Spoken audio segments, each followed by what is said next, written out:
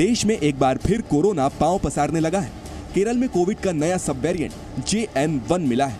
अभी तक इस नए वेरिएंट के मरीज अमेरिका और चीन में ही देखे गए थे, लेकिन केरल में 8 दिसंबर को इस वेरिएंट से जुड़ा केस सामने आया था। कोरोना वायरस के नए वेरिएंट के मरीज मिलने के बाद केंद्र सरकार भी एक्टिव हो गई है। केंद्रीय स्वास्थ्य मंत्री मनसुख मांडविया ने 20 दिसंबर को सभी राज्यों के स्वास्थ्य मंत्रियों और अधिकारियों की बैठक बुलाई है।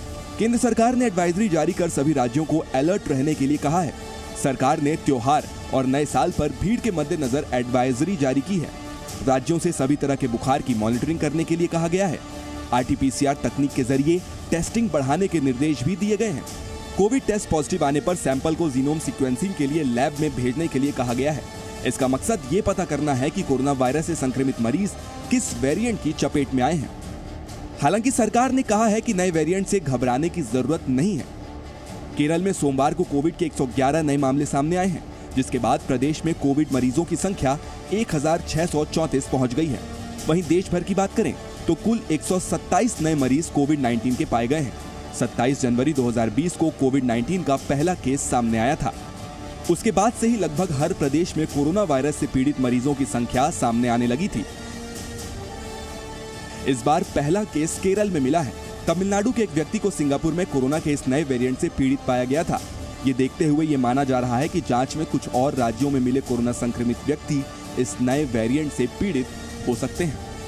केरल में कोरोना वायरस के नए वेरिएंट से पीड़ित मरीज मिलने पर राज्य सरकार सावधान हो गई है। केरल की स्वास्थ्य मंत्री वीना जॉर्ज ने एक इमरजेंसी मीटिंग की है। इसके अलावा अस्पतालों में बेड, ऑक्सीजन और दूसरी व्यवस्थाओं को ठीक करने के निर्देश भी दिए गए हैं। वहीं कर्नाटक में भी स्वास्थ्य विभाग अलर्ट पर है। कर्नाटक ने 60 सालों से अधिक उम्र के लोगों के लिए मास्क पहनना अनिवार्य कर दिया है। केरल से आने वाले लोगों के लिए थर्मल स्क्रीनिंग के आदेश दिए गए हैं। ये भी कहा गया है कि बुखार, खांसी या सर्दी के लक्षण होने पर कोविड टेस्ट कराएं। कोरोना वायरस के JN1 वेरिएंट का पहला मरीज अमेरिका में मिला था, लेकिन उसके बाद इंग्लैंड, फ्रांस, आइसलैंड, चीन और सिंगापुर जैसे देशों में भी ये फैल चुका है। अकेले अमेरिका में कोरोना संक्रमित मरीजों में 15 से 30% मरीज इसी वेरिएंट से संक्रमित हैं।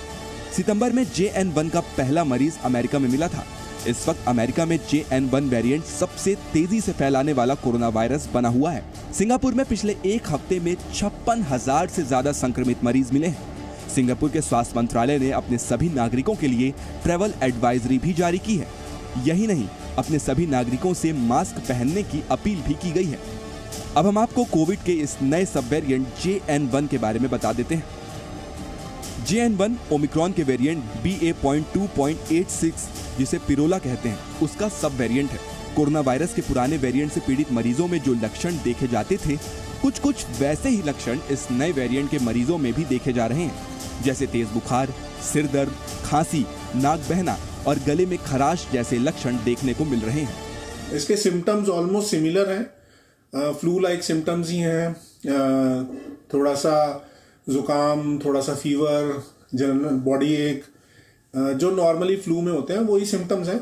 कुछ एक केसेस में थोड़ा सा ये सिग्निफिकेंटली बढ़ जाता है। जाहिर है, कोरोना के इस नए वेरिएंट से सावधानी बरतने की जरूरत है। सर्दी के मौसम में कोरोना के लक्षण वाले मरीज ज्यादातर सामने आ रहे हैं। ऐसे में लापरवाही बरतना जोखिम को दावत देना हो सकता है। पूजा मक्कड़ के साथ ब्यूरो रिपोर्ट, जी मीडिया।